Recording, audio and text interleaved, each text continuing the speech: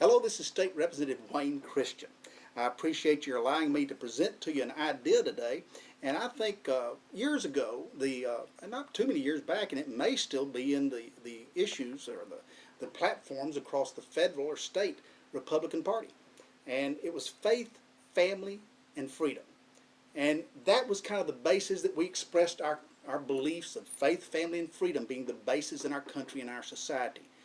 But I've looked at what's happened under the Great Society program of Lyndon Johnson. I've looked at what's happening under the Obama taking over our medical care through Obamacare, the socialization of our free industry, the taking over of our water, our minerals, our ownership and control of our own private property through the Environmental Protection Agency as government has gone against the 10th Amendment. And I've seen that faith, family, and freedom is not really just a three-word little statement. It's a formula. And let me tell you what that formula reads. It means faith plus family equals freedom. And folks, when you start destroying the American family, when you start taking away the faith of our country and our culture and the Christian, Judeo-Christian faith and beliefs and moral compass that our laws are based on, you do away with freedoms. And what have we done? What's the proof of this? Well, what about faith? Faith, family, freedoms. Faith was the moral compass that I've talked of earlier, that talks about that's the basis that any society builds its laws on. Have we taken faith out of our society? I remember Lyndon Johnson, the great Texas president, got mad at some preachers because in the Senate race he was after, in the U.S. Senate, they decided they were going to go against him in election. And he passed a law, Lyndon Johnson, senator from the state of Texas, to harm churches who practice any type of involvement in politics. And Lyndon Johnson said if a church endorses a candidate or starts working for individual candidates, then they lose their tax-free exemption as the Internal Revenue Service has. Now, from that, guess how many churches over all of history have lost their tax-exempt status by getting involved in a political event? One. One did whenever they ran a full-page ad in the New York Times for President Bill Clinton. But guess what? Within a few months, they got it back. So that means no church in all the history of the USA has ever lost one penny of tax exemption by practicing politics. So Lyndon Johnson polluted, and people are fooled by what he did and have removed faith and have kept faith inside the church rather than be involved in the daily walks of life, and we're ashamed to talk politics in the church house. You know, forbid, who does that leave politics to control?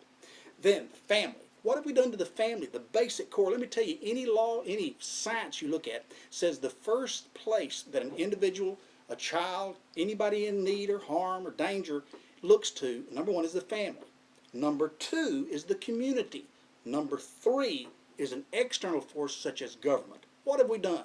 Under the Great Society program, again from that great Texas president Lyndon Johnson, came the idea that churches don't have to be involved anymore, so they removed the church as the moral compass from our society under the Great Society program. And what has happened to the family since then?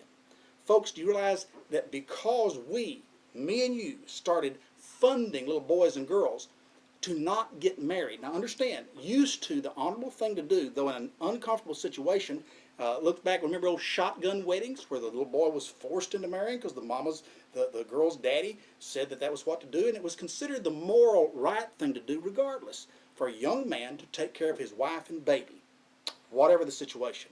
Well, all of a sudden, after the Great Society program, what did we the people start telling that young man?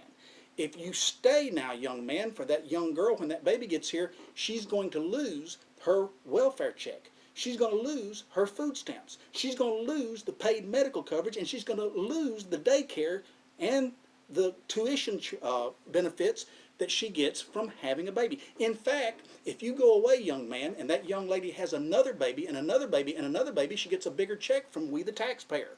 What has been the result of that? Number one, we've entrapped poor girls all across this nation for the last several decades into a minimum way of life and have robbed them from achieving the best of their American dream. Number two, we have given 50%, listen to this statistic that was given me by the Secretary of State only this year. He said that 50% of the boys and girls going to school today in our public schools do not go home to a mommy and a daddy. Now what does that do for the future of our country? Folks, faith plus family equals freedom. We're losing the best opportunity our children have for an American dream. We're taking away that best opportunity because we are entrapping them into a society that doesn't have a mom and dad to support them. Number two, we've taken away faith as the moral compass to watch and tell them there's right things, there's wrong ways. And if you do things wrong, religion used to tell them you would get problems.